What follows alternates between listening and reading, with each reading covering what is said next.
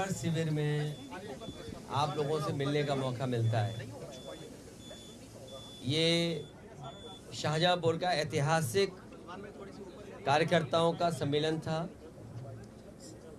Samajwadi party की कोशिश है कि जब तक लोकसभा चुनाव हो, सभी लोकसभाओं में एक इसी तरह का कार्यक्रम संपन्न हो जाए, जिसमें कार्यकर्ताओं को ये बता सकें आने वाले समय में, भविष्य में उन्हें किन चुनौतियों का सामना करना पड़ेगा, किन साजिशों का मुकाबला करना पड़ेगा, और जिस तरीके से भारतीय जनता पार्टी सरकारी मशीनरी का दुरुपयोग करती है, प्रोपेगेंडा का जबरदस्त बॉम्बार्डिंग करती है और झूठ को इतना फैलाती है कि जनता कई बार स्वीकार करने लगती है कि यही सच है।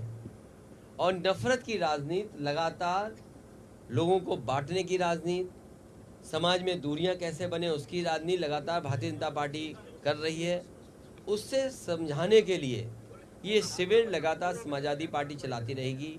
शाहजहांपुर में मैं आया हूँ, यहाँ पर कई मंत्री हैं, डबल इंजन की सरकार है, पूरा शाहजहांपुर खुदा पड़ा है, कूड़ा हर मोहल्ले में, हर गली में दिखाई दे रहा है, जानवर सड़कों पर घूम रहे हैं, ट्रैफिक इंतज़ाम है ही नहीं। कोई अगर अपने घर जाना चाहे, अस्पताल जाना चाहे, स्कूल जाना चाहे, तो ऐसी दुर्दशा है कि वो पहुंच ही नहीं सकता है।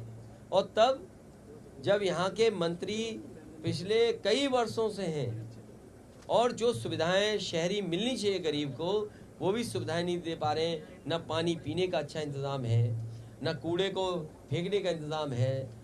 अच्छा, जानवर को लेकर के इतना पैसा सरकार खर्च कर रही है, हज़ारों करोड़, उसके बाद भी सड़कों पर सांड घूम रहे हैं, लोगों को हर दिन टक्कर मार रहे हैं। पूरे शाहजहांपुर में कहीं भी धान की खरीद नहीं हुई।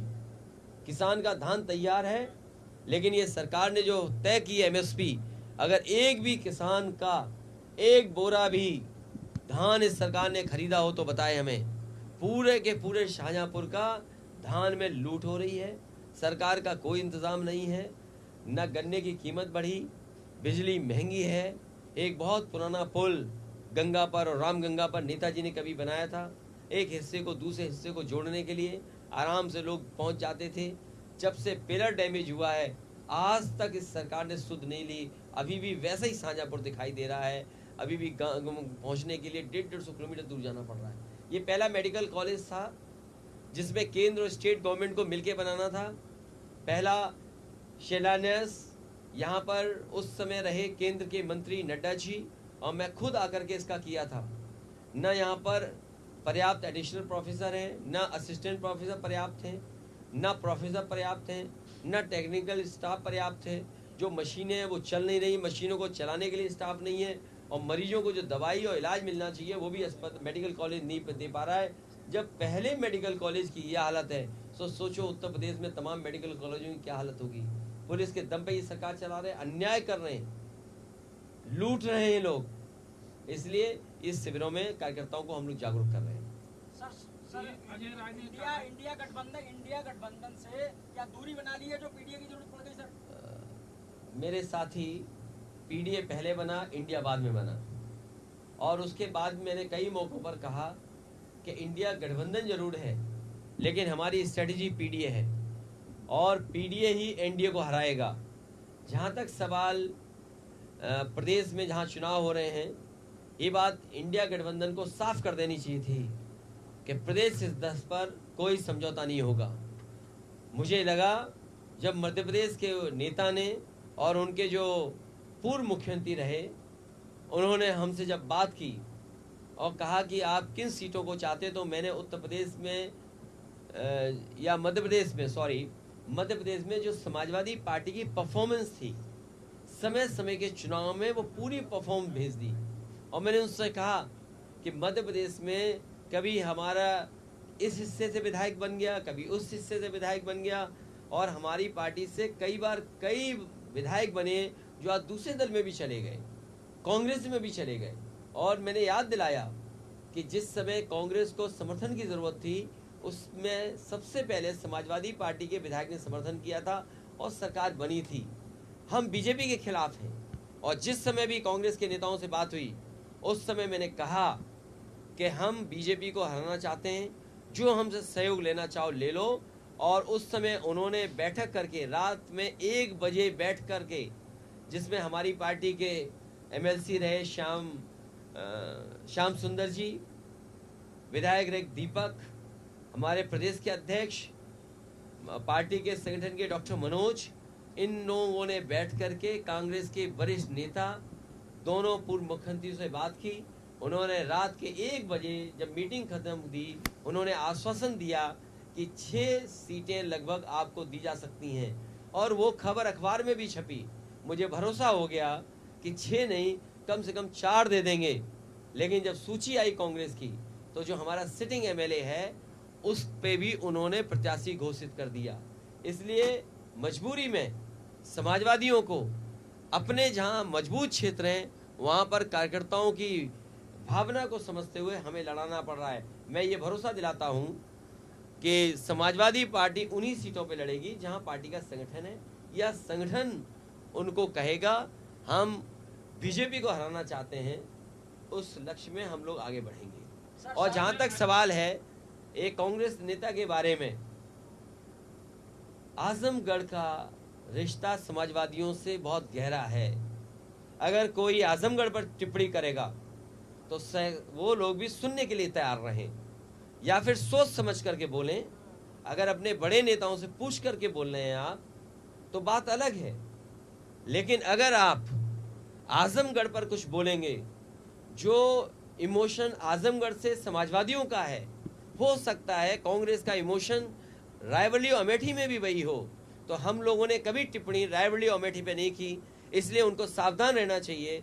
आजमगढ़ जैसी जगह पर उसी तरह के इमोशन का भाव है, इसलिए टिप्पणी करने से पहले बहुत सोचना चाहिए। सर, जो कांग्रेस ने यानी कि जो वादा अजय राय का कहना है कि जो कैंडिडेट आपने कांग्रेस के खिलाफ खड़े किए हैं उससे भाजपा को फायदा मिलेगा। वो लिख करके दे दें कौन से फायदा हो रहा है, वो कौन है चीज। फिर तुम शुरू हो गए अरे भाई, ये जिसको शाहजहांपुर में जो भी प्रत्याशी आपके बनाए जाते हैं वो दूसरे दलों में चले जाते हैं, कैसे रोकेंगे उन लोगों को? हाँ, ये बात तो आपने ठीक कही। जो प्रत्याशी हाल में दूसरे दल में गई हैं, आप जरा व्यक्तिगत उनसे बात करना।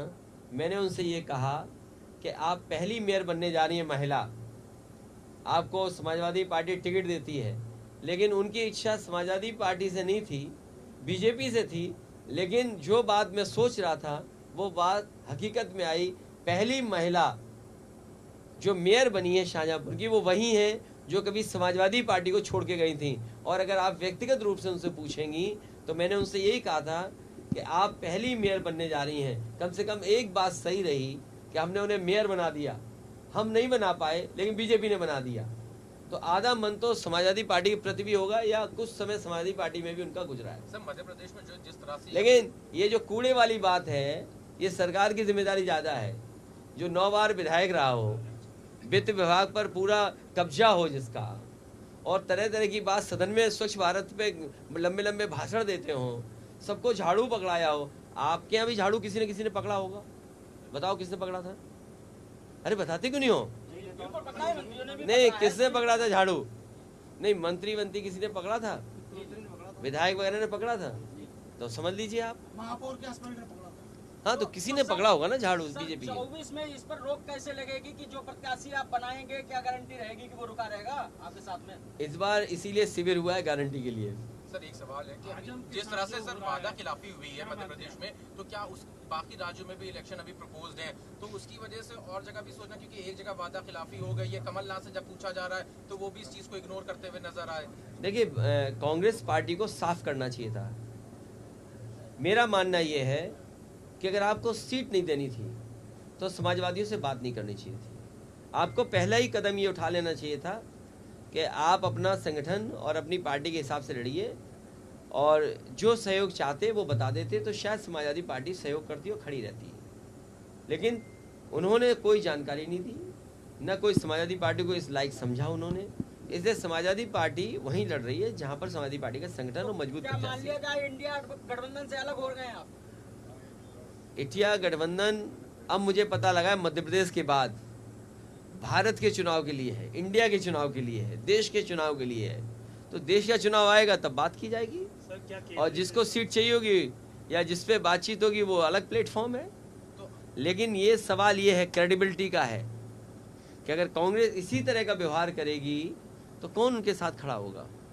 इसलिए मैं कोई राय सुझाव नहीं दे रहा हूँ कांग्रेस पार्टी को, लेकिन देश के सामने बड़ी चुनौती है। बीजेपी बड़ी पार्टी है, बीजेपी बहुत ऑर्गेनाइज्ड दल है, इसलिए उसके मुकाबले के लिए कोई भी कंफ्यूजन किसी दल के अंदर नहीं होना चाहिए। अगर कंफ्यूजन के साथ आप चुनाव लड़ोगे बीजेपी से तो आप कामयाब नहीं होगे। कांग्रेस के बड़े नेताओं से बात करेंगे क्या आप इस संबंध में?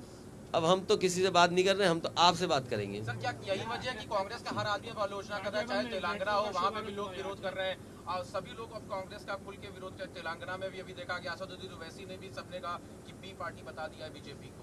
नहीं तो वो तो आप जानकारी कर लें कि बीजेपी को हराने के लिए सवाल बीजेपी का नहीं है, सवाल है कि संविधान कैसे बचेगा, सवाल है देश के बड़ी आबादी के साथ अन्याय हो रहा है वो कैसे होगा कामयाब।